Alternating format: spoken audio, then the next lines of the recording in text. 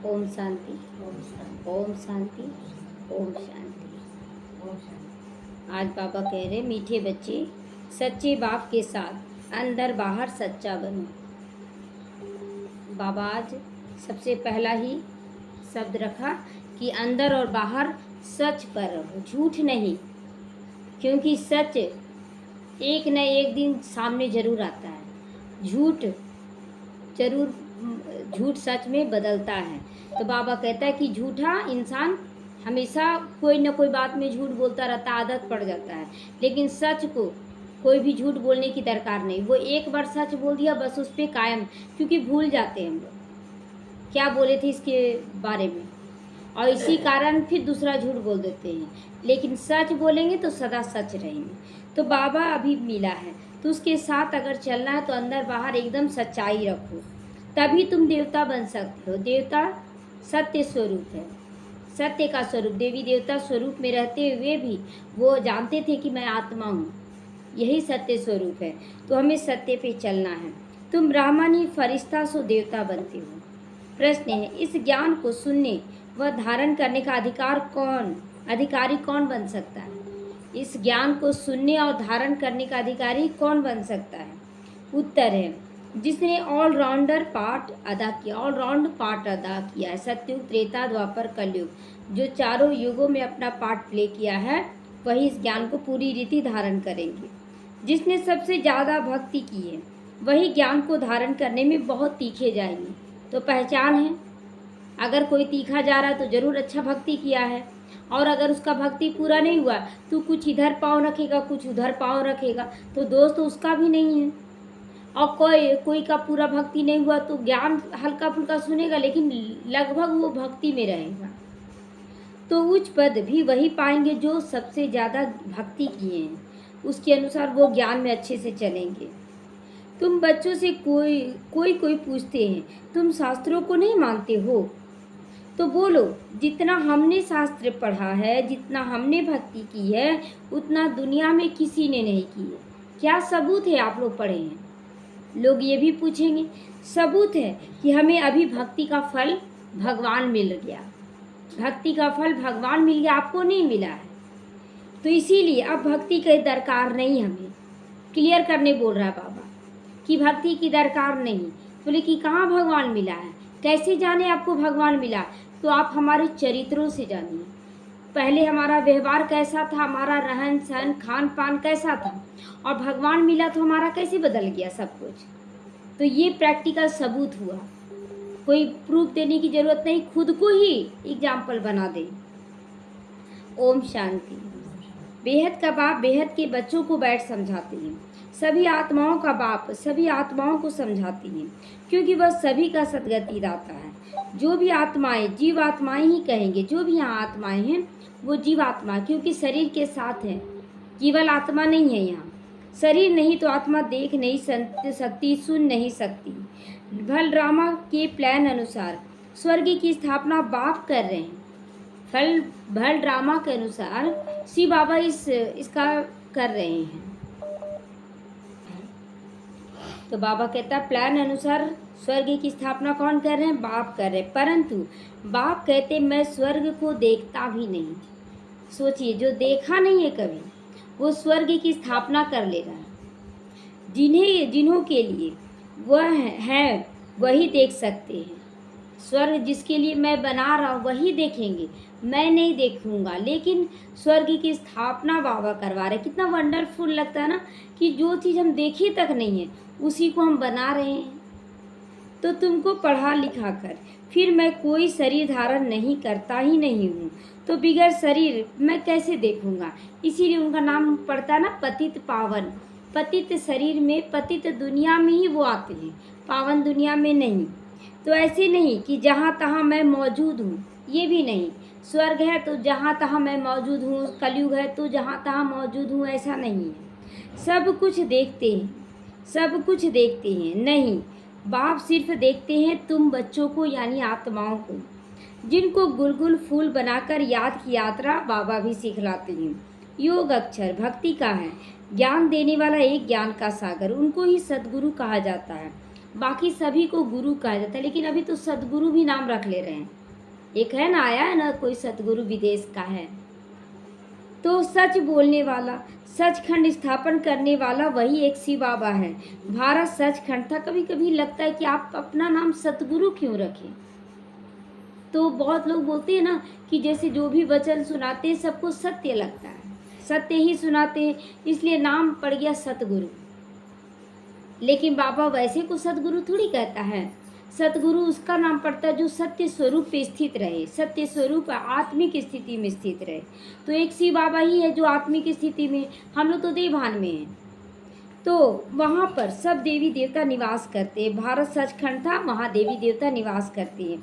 तुम अभी मनुष्य से देवता बन रहे हो। तो बच्चों को समझाते हैं सच्चे बाप के साथ अंदर बाहर सच्चा बनना है, झूठा नहीं बनना है।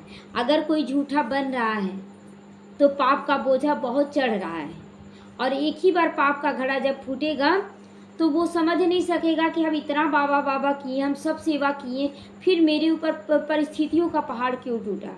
वो खुद ही रियलाइज, हाँ बाहर से वो कुछ भी बोल दे, अंदर से उसको रियलाइज जरूर होगा कि हम झूठ बोले हैं। तो अभी रोज सच पर आ रहा है। जो बहन जो भाई झूठ बोलते हैं उसको अपने अंदर रियलाइज होना चाहिए कि हम झूठ क्यों बोल रहे हैं। तो पहले तो कदम कदम पर झूठ ही था, वह सब छोड़ना पड़ेगा। कदम कदम पर झूठ बोल देते, बाबा के साथ झूठ कभी नहीं चल सकता है। हमेशा ध्यान रखें, हमें सच पर रहना है। अगर स्वर्ग में ऊंचा पद पाना चाहते हो तो, अगर दास दासी का तो कोई बात नहीं, झूठ बोलते रहो। लेकिन अगर सचखंड में ऊंचा पद पाना चाहते हो तो सच बोलो। तो भले स्वर्ग में बहुत जाएंगे, परंतु बाप को जानकर भी विकर्मों का विनाश नहीं किया तो सजाएं खाकर हिसाब किताब चुकतू करना पड़ेगा, फिर पद भी बहुत कम मिलेगा। क्लियर बाबा कर रहा है कि अगर आप झूठ बोलते हैं बाबा के कार्य में, झूठ बोलना, झूठ बहुत अच्छा हम कर रहे हैं, दिन भर हम बहुत अच्छा चल रहे हैं, हमको कोई ये नहीं है, ईर्ष्या द्वेष कोई घृणा नहीं है मेरे अंदर, ये सारा चीज़ बोलना और करते रहना, यही झूठा है। आप अगर आपके अंदर है, क्योंकि ये तो बाबा जान ही रहा है, लेकिन आप पुरुषार्थ कर रहे हैं निकालने का, तो आप झूठ नहीं बोल रहे। लेकिन आप कर भी रहे विकार चीज़ और उसके बाद झूठ बोल रहे नहीं मेरे अंदर नहीं है, ये है झूठ, ये सफ़ेद झूठ है।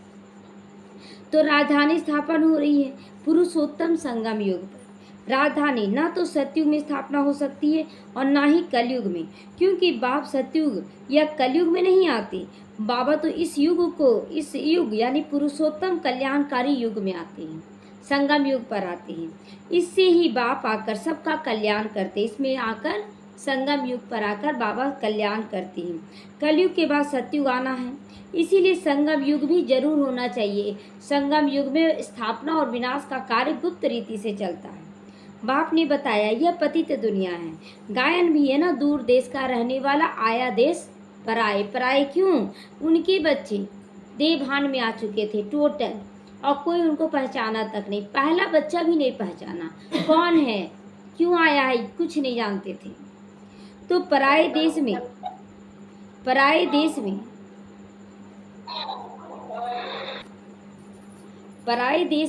फिर पराए बच्चे भी मिलते हैं।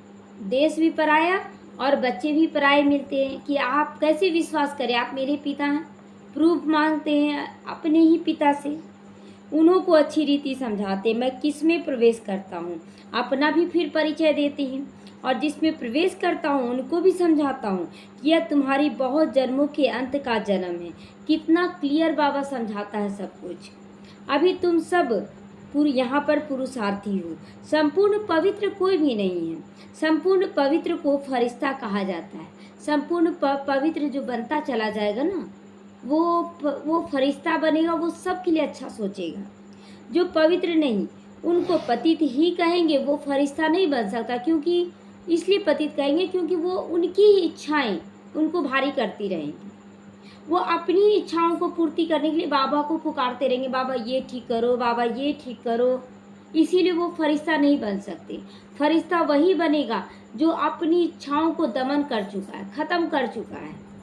फरिश्ता बनने के बाद फिर देवता बनना शुरू हो जाता है, देने का संस्कार आ जाता है फरिश्ता बनने के बाद।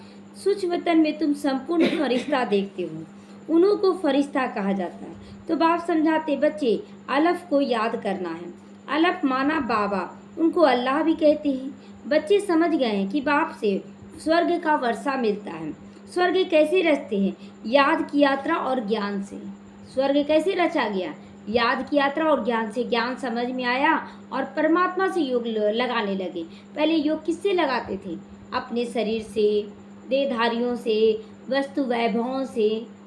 लेकिन जैसे ही ज्ञान मिला, हम योग परमात्मा से लगाने लगे। भक्ति में ज्ञान होता ही नहीं। ज्ञान तो सिर्फ एक ही बात देती है, ब्राह्मणों को, और किसी को नहीं। जो ब्राह्मण बने, ब्रह्मा की संतान, उनको देते हैं ज्ञान। ब्राह्मण है चोटी। क्यों छोटी है? क्योंकि सबसे ऊपर रहता है और पुरुषार्थ करता है। अभी तुम ब्राह्मण हो तो बाजोली भी खेलोगे, तुम ही बाजोली खेलोगे, चढ़ने का भी उतरने का भी। सतयुग, त्रेता, द्वापर, कलयुग, फिर संगम युग पर आते, फिर क्या करते? सतयुग में पहुंच जाते हैं। यही है बाजोली का खेल कि ऊपर चढ़ते हैं फिर नीचे ससरते हैं। ब्राह्मण, देवता, क्षत्रिय, वैश्य, शूद्र, इसको कहा जाता है विराट रूप। विराट रूप कोई ब्रह्मा विष्णु शंकर का नहीं कहेंगे, उसमें चोटी ब्राह्मण तो नहीं है। ब्रह्मा विष्णु शंकर में ब्राह्मण तो नहीं है। ब्रह्मा बाबा, बाप ब्रह्मा तन में आती है, यह तो कोई जानता ही नहीं। लोग तो कहते हैं कृष्ण के तन में आता है। कृष्ण का तन तो सतयुग में होता है, उसके तन में नहीं आते। आत्मा वही रहती है ना, इसलिए कंफ्यूज हो गए लोग। दोनों ही बात बोलते हैं कि ब्रह्मा द्वारा भाग्य बांटा गया और सतयुग की स्थापना कृष्ण द्वारा हुई। ये दोनों ही बात अगर मिलाकर देखें बाबा के ज्ञान के अनुसार, तो दोनों बात ही सच है। दोनों बात ही सच है। आत्मा तो कृष्ण की है, पतित बनने के बाद वो ब्रह्मा बन गई। तो ब्राह्मण कुल ही सर्वोत्तम कुल है। अभी उड़ती कला में आ गए ना।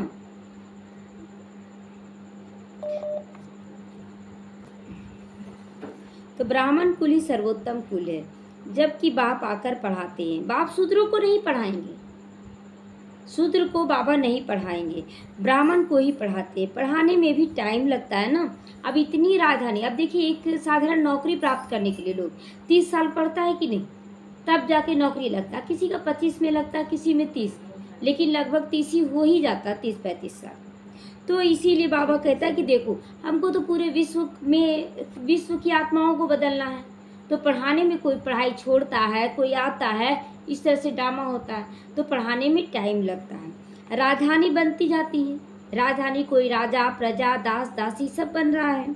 तुम ऊंचे से ऊंचा पुरुषोत्तम बनो, बाबा की यही इच्छा है। नई दुनिया कौन रचेगा? बाप रचेगा, यह भूलो मत। कौन रचेगा? बाप ही रचेगा।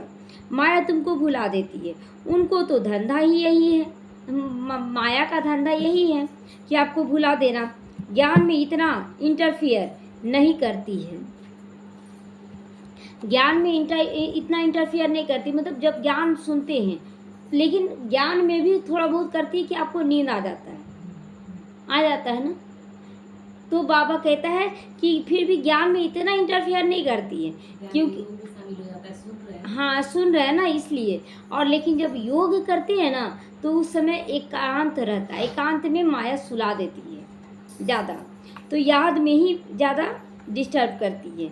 आत्मा में बहुत कीचड़ा भरा हुआ है, वह बाप की याद के बिगड़ साफ हो न सके। अभी देखिए कि जैसे आप नींद भी ले रहे हैं, तो आप बोलते हैं ना कि नहीं हम सुन रहे हैं, तो ज्ञान जा रहा है, लेकिन योग लगने नहीं दे रहा परमात्मा से। ज्ञान तो जा रहा है, आप बोलते सुन रहे हैं, लेकिन योग लगने नहीं दे रहा परमात्मा से। नींद से योग रहता है और ज्ञान जा रहा है। इसीलिए बाबा कहता है कि ज्ञान में इंटरफेयर नहीं करती, योग में करती है। और यहाँ पर ज्ञान योग दोनों साथ साथ चल रहा है, क्योंकि आप समझ के चल रहे हैं कि बाबा सुना रहा है। तो बाबा जब सुना रहा तो अटेंशन रखना चाहिए, आँख खुला होना चाहिए। तो योग अक्षर से बच्चे मूंझते हैं, कहते बाबा हमारा योग नहीं लगता। वास्तव में योग अक्षर उन हठ योगियों का है। सन्यासी कहते ब्रह्म से योग लगाना है। अब ब्रह्म तत्व से क्या योग लगाना, बड़ा लंबा चौड़ा बना देते हैं। ब्रह्म तत्व तो बहुत लंबा चौड़ा है, जैसे आकाश। कैसे योग लगाएंगे? पूरे आकाश से योग लगा सकते हैं क्या? तो स्टार्स देखने में आती हैं, वैसे वहाँ भी छोटी छोटी स्टार मिसल आत्माएं रहती हैं। यह आसमान से पार, जहाँ सूर्य चांद की रोशनी नहीं है। देखिए आसमान में भी सुबह उठेगी ना तो आपको 3 तरह का लाइट मिलेगा। एक अमृत वेले का लाल प्रकाश मिलेगा, उसके बाद सफ़ेद प्रकाश भी मिलेगा और काला काला बादल हल्का हल्का रहेगा। तो ये तीनों निशानी हैं तीनों लोकों का। और सूरज चांद सितारा ये भी ये परम धाम में केवल सूर्य और चंद्र तारे होते हैं, चंद्रमा नहीं होता है। चंद्रमा का काम तो धरती पर होता है, इसलिए यहाँ है। तो देखो कितने छोटे छोटे रॉकेट तुम हो ना, कितने छोटे छोटे रॉकेट हैं कि यहाँ पर बैठे बैठे उड़ कहाँ जाते हैं, परम धाम में। तो तब बाबा कहते हैं पहले पहले आत्मा का ज्ञान देना चाहिए। तो वह तो एक भगवान ही दे सकता आत्मा का ज्ञान, कोई दे सका आज तक? कोई नहीं क्लियर बताया। ऐसे नहीं कि सिर्फ भगवान को नहीं जानते परंतु आत्मा को भी नहीं जानते। जानते थे हम लोग आत्मा है, हम लोग समझते थे क्या कि आत्मा तो चूहा बिल्ली कुत्ता सब में जन्म लेती है, 84 लाख योनि से गुजर कर आती है। जो करना एक जन्म में कर लो, फिर तो 84 लाख में गुजरना ही है। ये लोग आज भी सोचते हैं ना, और यही कारण है कि वो पाप करने से चूकते नहीं हैं। बोलते जाओ झेलना है ही तो क्यों ना हम सब कुछ कर ले। तो इतनी छोटी सी आत्मा में देखो 84 का चक्र का अविनाशी पाठ भरा हुआ है। क्लियर है ना, 84 जन्मों का पाठ भरा जा रहा है। तो इसको ही कुदरत कहा जाता है, इसी को कुदरत कहा जाता है जो मनुष्य नहीं कर सकता है। तो और कुछ कोई नहीं कह सकता और कुछ नहीं कर सकते। आत्मा 84 का चक्र लगाती ही रहती है। हर 5000 वर्ष के बाद ये चक्र फिरता है। यह ड्रामा में नूंद है, हर 5000 साल के बाद ये ड्रामा रिपीट होता है। दुनिया विनाशी है, कभी इसका विनाश नहीं होता है। लोग सोचते ना प्रलय हो जाएगा, विनाश हो जाएगा, लेकिन दुनिया कभी भी नहीं होता है। लेकिन घर बदली हो जाता है, नया और पुराना घर बना लेते हैं। वो लोग दिखाते हैं बड़ी प्रलय होती है, फिर श्री कृष्ण अंगूठा चूसता हुआ पीपल के पत्ते पर आता है। परंतु ऐसा कोई होता थोड़े ही है कि अपने आप जन्म हो जाएगा बिना माँ बाप के। बहुत शास्त्रों में ऐसा लिखे हैं लोग, इसीलिए यहाँ बोला जा रहा है। तो यह बेकायदे है। महाप्रलय तो पहले कभी होता ही नहीं। एक धर्म की स्थापना, अनेक धर्मों का विनाश, ये होता है। अनेक धर्म, शरीर का अनेक धर्म हो गया, आत्मा का एक ही धर्म है। तो ये चलता रहता है। इस समय मुख्य 3 धर्म खड़े हैं और देवी देवता धर्म लोप हो गया है। यह तो अस्पीशियस संगम युग है। सबसे अस्पीशियस मतलब बहुत कीमती है, ये अनमोल है ये संगम युग, क्योंकि इसी युग में हम लोग चारों युगों का भाग्य लिखते हैं। पुरानी दुनिया और नई दुनिया में रात दिन का फर्क है। बाबा क्लियर कर रहा है, रात और दिन का फर्क है, कितना अंतर होगा। कल नई दुनिया में थी, आज पुरानी दुनिया में हूँ। कल की नई दुनिया में क्या था ये तुम समझ सकते हो ना। अब तो क्लियर है, बीच का गायब हो गया। अब अभी पुरानी दुनिया को भी देख रहे हैं और नई दुनिया को भी देख रहे हैं। दोनों को देखते हुए पुरुषार्थ कर रहे हैं। जो जिस धर्म का होगा उस धर्म की स्थापना करते हैं। वो तो सिर्फ एक आते हैं ना, बहुत नहीं होते हैं। धर्म स्थापक पहले एक आते हैं, उसके बाद वृद्धि को पाता है। यहाँ तो सारे देवी देवता यहीं पर हैं, बस बाबा उनको तैयार करता है, फिर धीरे धीरे उनकी वृद्धि होती है। बाप कहते हैं तुम बच्चों को कोई तकलीफ मैं नहीं देता हूँ। कोई तकलीफ दिया बाबा? तकलीफ तो पहले था, अब तो ख़त्म कर रहा है बाबा। बच्चों को तकलीफ कैसे देंगे बाबा? बच्चों को तकलीफ तो कोई भी माँ बाप नहीं देगा। मोस्ट बिलीवेड बाप है ना, बहुत ही प्यारा बाप है। कहते हैं मैं तुम्हारी सदगति दाता हूँ, दुख हरता सुख करता हूँ, याद भी तुम मुझे एक को करते हो।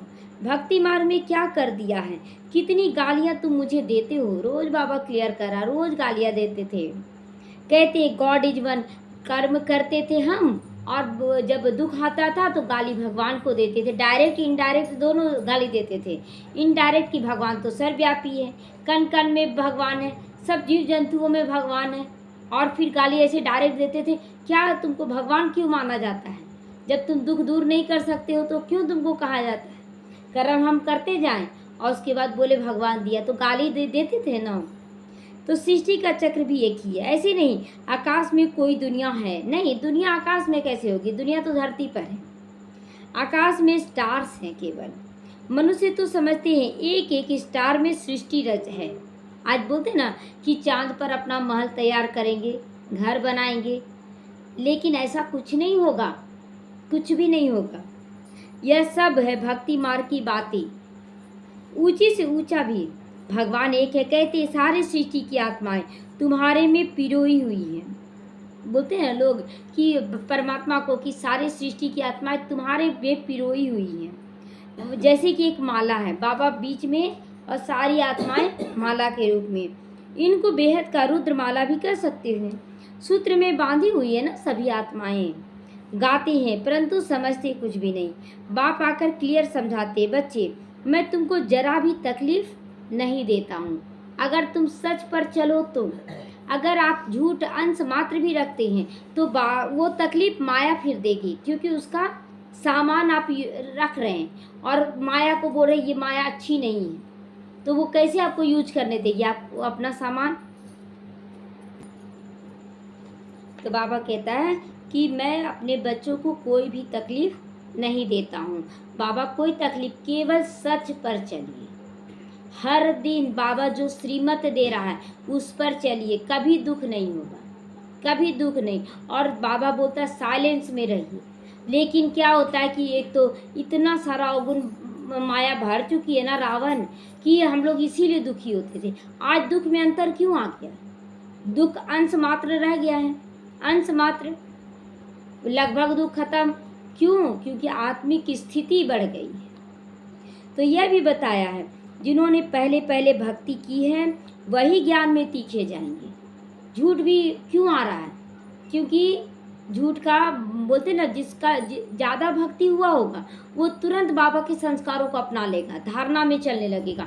और जिसका भक्ति पूरा नहीं हुआ वो झूठ सच सब बोलेगा, तो उसका पद पोजीशन भी कम हो जाएगा।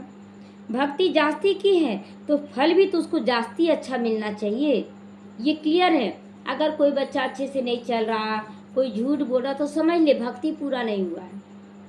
तो कहते हैं भक्ति का फल भगवान देते हैं, वह ज्ञान का सागर है, तो जरूर ज्ञान से ही फल देंगे। भक्ति के फल का किसी को भी पता नहीं। भक्ति का फल ही ज्ञान है कि परमात्मा का ज्ञान सुनने को मिलता है, जिससे स्वर्ग का वर्षा यानी कि सुख मिलता है। तो फल देते हैं, अर्थात नर्कवासी से स्वर्गवासी बनाते हैं। नर्कवासी से स्वर्गवासी यही महसूस होने लगता है, यही महसूस होता है। ऐसा नहीं कि आपको स्वर्ग में जाने की ज़रूरत है, अभी बाबा सब कुछ यही महसूस करा देगा, तब जाके स्वर्ग में ले जाएगा। रावण का किसी को पता ही नहीं, कहते भी यह पुरानी दुनिया है। कब से पुरानी हुई यह हिसाब कोई लगा नहीं सकता, कब से पुराना हुआ कोई नहीं बता सकता क्लियर। बाप है मनुष्य सृष्टि रूपी झाड़ का बीज रूप, सत्य है वो, वह कभी भी विनाश नहीं होता। शिव बाबा विनाश होगा नहीं, आत्मा भी विनाश नहीं होगी। ये उनको उल्टा झाड़ कहते हैं। उल्टा झाड़ इसलिए ना कि यहाँ पर जो झाड़ लगाते हैं वो जमीन से ऊपर की ओर जाता है, और ऊपर में जो बीज है शिव बाबा, उनसे झाड़ नीचे की ओर आता है। तो आत्माएं बाप को ऊपर देख बुलाती हैं। शरीर तो नहीं बुला सकता है ना, शरीर तो नहीं बुला सकता है बाबा को। बाबा ऊपर में रहकर शरीर को नहीं बुला सकता है, लेकिन हम नीचे रहकर बाबा को बुला सकते हैं। तो आत्मा तो एक शरीर से निकल दूसरी में चली जाती है। आत्मा ना घटती है ना बढ़ती है, इसीलिए चंद्रमा का मिसाल दिखाया जाता है। चंद्रमा ज्यों के त्यों गोल पूरा रहता है, लाइट कम बेसी होता है, लेकिन आप ध्यान से देखेंगे कि चंद्रमा गोल सदा बना रहता है। तो कभी मृत्यु को पाती है। यह खेल बना हुआ है, नींद के वाइब्रेशन में नहीं सुने बाबा का ज्ञान, आंख खोल कर सुने। तो यही है माया का विघन। सारे खेल के आदि मध्य अंत का राज बाबा बताते हैं। हम कहते हैं कि हम सुन रहे हैं, हम जगे हुए, कान में जा रहा है, लेकिन योग नहीं है। योग तो आपका नींद से लग रहा है। तो आस्तिक भी बनाया बाबा। बाबा अपने आप का पहचान देकर आस्तिक हमें बनाया, जो भटक रहे थे वो छुड़ा दिया। यह भी बताया कि इन लक्ष्मी नारायण में यह ज्ञान नहीं है। ये क्लियर बताया कि लक्ष्मी नारायण में भी ये ज्ञान नहीं है। वहाँ तो आस्तिक नास्तिक का पता ही नहीं रहता है कि क्या है नास्तिक और आस्तिक। इस समय बाप ही अर्थ समझाते हैं। नास्तिक उनको कहा जाता है जो न बाप को जानते हैं न रचना के आदि मध्य अंत को जानते हैं, न ड्यूरेशन को जानते हैं, अवधि को जानते हैं कि कितने साल का कौन युग होता है। इस समय तुम सब आस्तिक बने हो, बाबा के बच्चे आस्तिक बने हैं। वहाँ यह बातें नहीं, खेल है ना, जो बात 1 सेकंड में होती है वह फिर दूसरे सेकंड में नहीं होती। बोलते ना, अरे रोज ही वही काम है, रोज ही नहाना खींचना सब कुछ वही होता है, लेकिन 1 सेकंड भी बाबा कहता नहीं मिलता है। आपका एक एक संकल्प अलग अलग सेकंड का भी अंतर होगा और कुछ ना कुछ अंतर होता है। तो ड्रामा में टिक टिक तो होती रहती है, रोज सूर्य उगता है रोज, लेकिन कर्म अलग अलग होता है। कर्म में सोच अलग होता है, खाना अलग बनाते हैं, बहुत कुछ अलग होता है। जो पास्ट हुआ चक्र फिरता रहता है, जैसे बायोस्कोप होता है, पिक्चर होता है, फिल्म देखते हैं तो फिल्म एक बार ख़त्म हुआ, फिर अगर चालू करेंगे तो वही फिल्म, उसी में फिर से घर बनेगा, फिर से वही सब दिखाया जाएगा। तो 2 घंटे या 3 घंटे के बाद फिर से वही बायोस्कोप हूबहू रिपीट किया जाएगा। मकान आदि तोड़ डालते उसमें, फिर देखेंगे फिर बना हुआ है, हूबहू रिपीट होता है। इसमें मूंझने की बात नहीं है। तो आत्माओं का बाप परमात्मा सारा बात बताते हैं कि मुख्य बात इसको पहचानो कि आत्माओं का बाप शिव बाबा है। आत्माएं परमात्मा अलग रहे बहुकाल, सुंदर मेला बन गया जब सतगुरु मिला दलाल।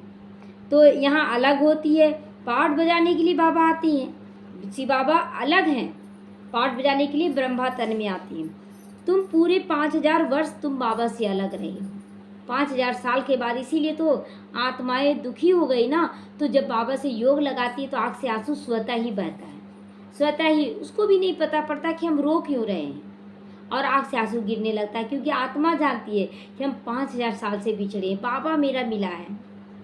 तो तुम मीठे बच्चों को ऑलराउंड पार्ट मिला है, इसीलिए तुमको ही समझाते हैं बाबा। और खुशी भी होना चाहिए ये बात सुनकर कि हम ऑलराउंड पार्ट धारी हैं, यानी सतयुग से लेकर कलयुग तक का पाठ हमारा है, हीरो पार्ट। ज्ञान के तुम अधिकारी हो, बाबा क्लियर कर रहा है कि हम अधिकारी हैं ज्ञान के। इसलिए बहुत कुछ बातें समझ में नहीं आता था शुरू में, तो बाबा से बोलते थे बाबा हमको तो समझ में नहीं आ रहा, आप हमको बताओ। तो बाबा घड़ी घड़ी टच करने लगा, चिंतन देने लगा, ऐसा हुआ सारा कुछ। सबसे जास्ती भक्ति जिसने की है ज्ञान में, वो फिर तीखे चले जाएंगे, उसके सामने ज्ञान इमर्ज होता रहेगा, नया नया ज्ञान इमर्ज हो जाएगा, पद भी ऊंचा पाएंगे। पहले एक शिव बाबा की भक्ति, फिर देवताओं की भक्ति करते हैं, फिर 5 तत्वों की भी भक्ति करते हैं, और फिर व्यभिचारी भक्ति बन जाती है, फिर व्यभिचारी बन जाता है। अभी बेहद का बाप तुमको बेहद में ले जाती है, फिर बेहद की भक्ति के अज्ञान से ले जाती है, फिर बेहद के भक्ति के अज्ञान में ले जाती हैं। अब बाप तुम बच्चों को समझाती हैं, अपने को आत्मा समझ कर मुझे याद करो, शरीर नहीं समझना है, मैं आत्मा हूँ। आत्मा का कंट्रोलिंग पावर शरीर का होना चाहिए, शरीर को कंट्रोल करने का पावर अपने अंदर होना चाहिए। तो फिर भी यहाँ से बाहर जाने के बाद माया भुला देती है, माया भुला देती है। सोचिए कितनी पावरफुल है ना माया का ये विकार, आलस्य, अलबेलापन, नींद, कि आपको नींद में ले जा रहा है। इतना महावाक्य चल रहा है। जैसे गर्भ में पश्चाताप करते हैं ना कि हम ऐसा नहीं करेंगे, बाहर जाने से फिर भूल जाते हैं गर्भ से बाहर निकले, उसी तरह हम सोचते हैं कि हम नहीं करें, लेकिन माया ऐसी जो भुला ही देती है। यहाँ भी ऐसे हैं, बाहर जाने से फिर ज्ञान को भूल जाते हैं।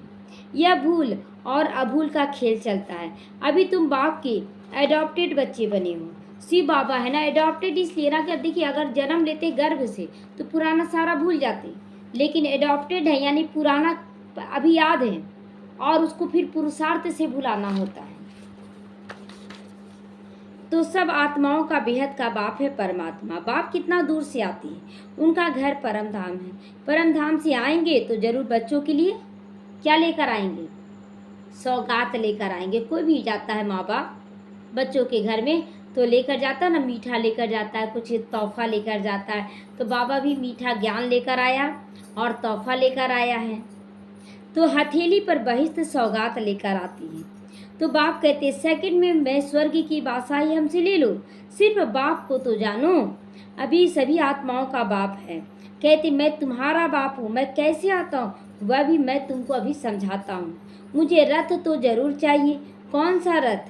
कोई महात्मा का रथ बाबा नहीं लेता है। महात्मा का रथ लिया, साधु सन्यासी का, एक पतित का रथ लिया, तभी तो उसका नाम पड़ता है पतित पावन। पतित रथ पतित दुनिया में आकर पतित पावन पावन बनाता है। मनुष्य कहते हैं तुम ब्रह्मा को भगवान, ब्रह्मा को देवता कहते हो।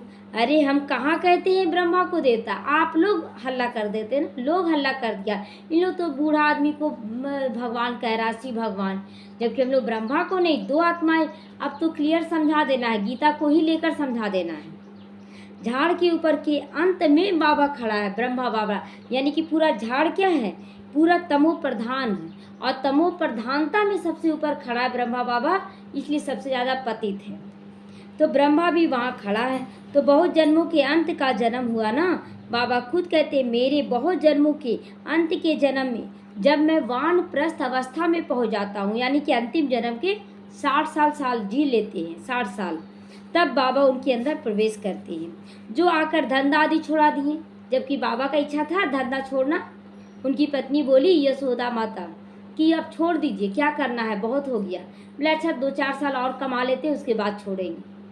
तो छोड़ा था, लेकिन बाबा छुड़वाया।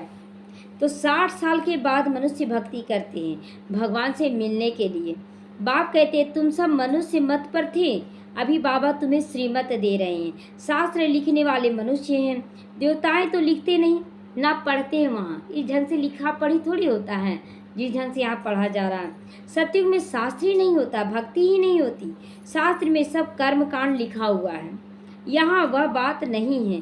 तुम देखते हो बाबा तो हमें ज्ञान देता है, यहाँ शास्त्र लिखने की बात नहीं है, यहाँ तो बाबा ज्ञान देता है।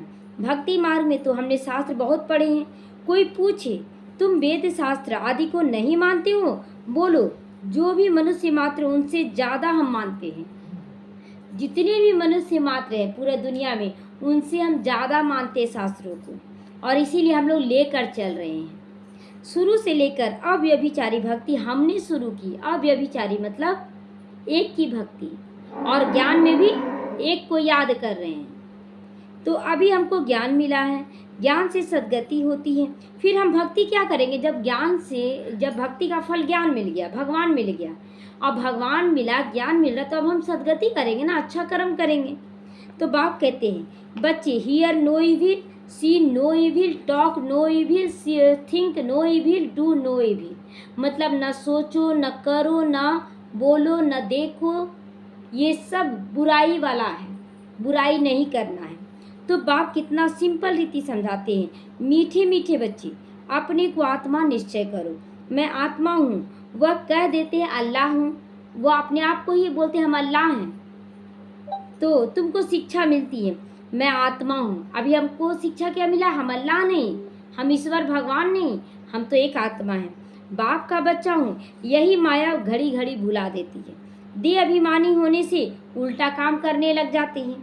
अब बाप कहते बच्चे बाप को भूलो, बाप को भूलो मत, टाइम वेस्ट मत करो। 24 घंटा याद बढ़ रहा है कि घट रहा है? बढ़ रहा है ना, याद बढ़ रहा है। तो अब टाइम और वेस्ट नहीं करना, जो भी समय भूलते हैं उसको भी याद में लगा दे। अच्छा मीठे मीठे सीखी ले दे बच्चों प्रति माता पिता बाप दादा को याद प्यार और गुड मॉर्निंग। रूहानी बाप की रूहानी बच्चों को नमस्ते। हम रूहानी बच्चों की रूहानी माता पिता बाप दादा को याद प्यार गुड मॉर्निंग और नमस्ते। शुक्रिया बाबा, शुक्रिया। धारणा के लिए आज मुख्य सारे रचयिता और रचना के राज को यथार्थ रीति समझ कर आस्तिक बनना है।